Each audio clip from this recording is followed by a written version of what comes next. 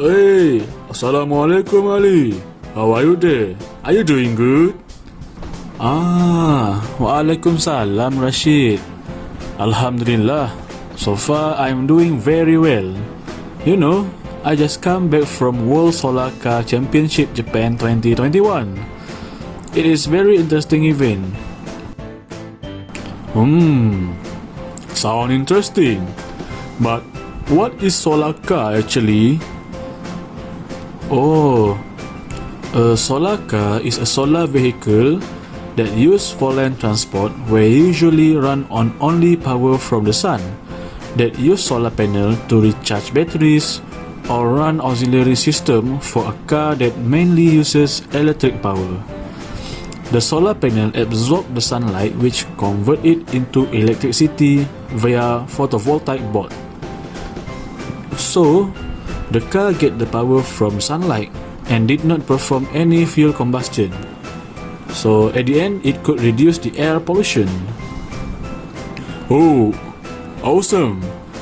What a very beneficial technology that they developed. Did the solar energy just apply on the cars?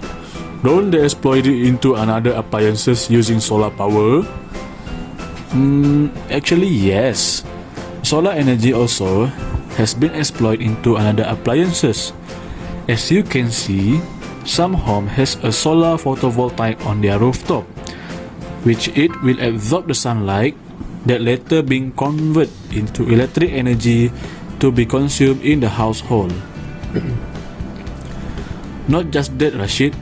In some country, solar energy being applied in street light, where the sunlight energy that being collected or absorbed during daytime are converted into electric energy, provide a power supply for the street light to light up the street during night. Furthermore, we also could found a power bank that recharging via sunlight energy to provide electric energy in the power bank for the phone charging. Besides, solar farm also has been established to absorb as much sunlight to provide an electric power supply. Quite interesting, right, with this technology? Wow, awesome. This could help to save our mother nature, as this renewable energy has a good advantage to become an electric power source for the city. Am I right? It seems possible, but this technology has its own weakness. As it needs sunlight to generate power, it would be meaningless if there is no sunlight, especially during winter or rainy season, as the solar photovoltaic panel could not absorb sunlight during that time. At the end, still, we need the common power source, which are fossil fuel and coal, that being combusted to supply the energy. I see. Even the advanced technology has its own weakness. Oh, wait, I know. Why not we establish the solar farm in Sahara Desert? It is less cloudy and receive high amount of sunlight every day. Plus, there is no development competition at desert. No developer could build a building and city there.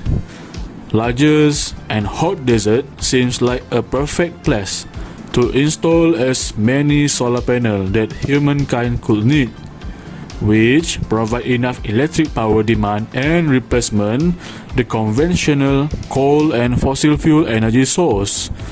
This is a chance to develop Sahara Desert as a solar farm industries.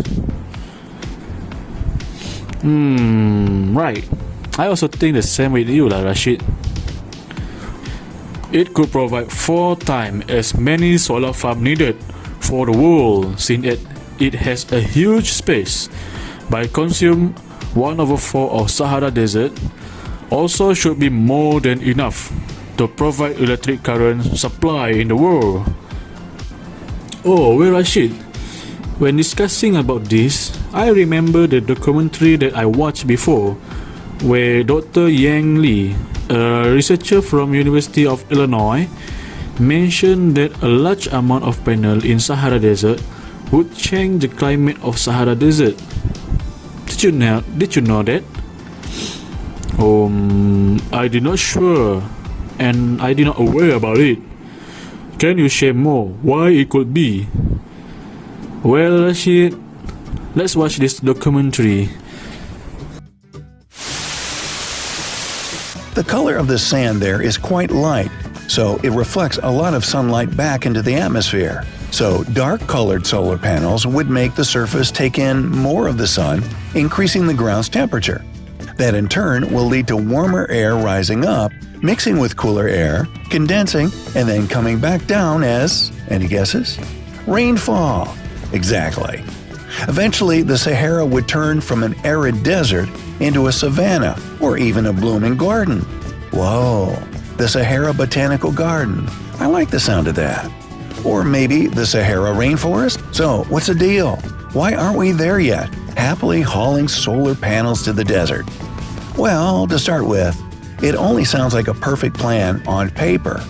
When you get to actually carrying it out, that's when the real trouble begins. First and foremost, how would you transport all this energy across the world? Okay, the most logical thing to do is to get it to Africa itself and Europe, since they're the closest to the source. But there's still the issue of transporting solar energy across the sea, which would be no easy feat to say the least. New power lines would need to be built and brand new infrastructure would have to be introduced. And I don't know if you could transport this solar energy from the Sahara all the way to the Americas. Sorry guys.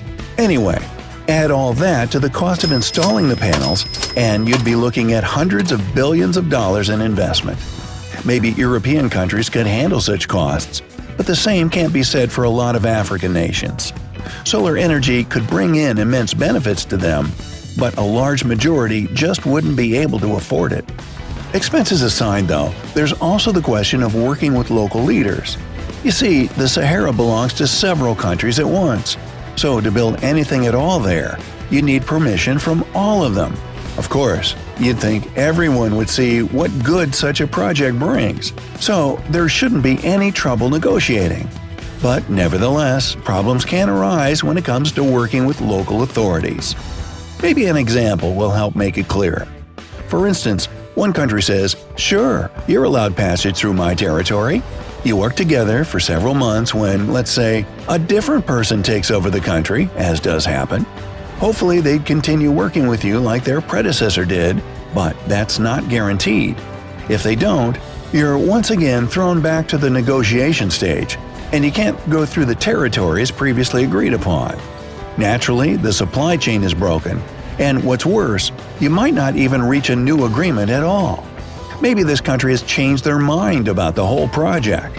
That, of course, would be a huge risk, especially assuming a bunch of money has already been put into this thing. But hey, let's look at the bright side. Even if it seems impossible or super risky at the moment, why can't we at least hope it'll happen someday? I mean, a greener Sahara and a greener world, thanks to all this renewable energy, are definitely worth fighting for. Plus, you never know. They might come up with a super innovative way to make this thing a reality that you and I never even imagined.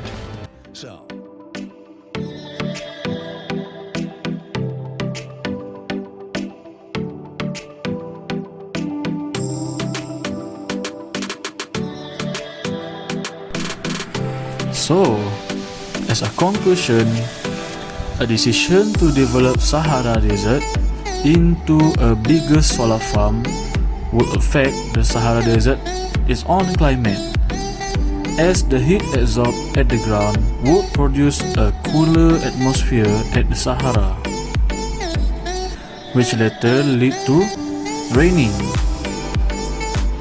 It will turn the dry desert into a botanical or might be even the rainforest at the Sahara. Not just that, a higher cost to establish solar farm would increase the electric rate, which the consumer might not be able to afford it. Thus, most of them would prefer on conventional electric power source, which is coal and fossil fuel. In this phase, it shows that the solar farm project could not be able to compete with conventional power source. Last but not least, the Sahara Desert location would need a cooperation and agreement from the country around it, as it is a part of their territory.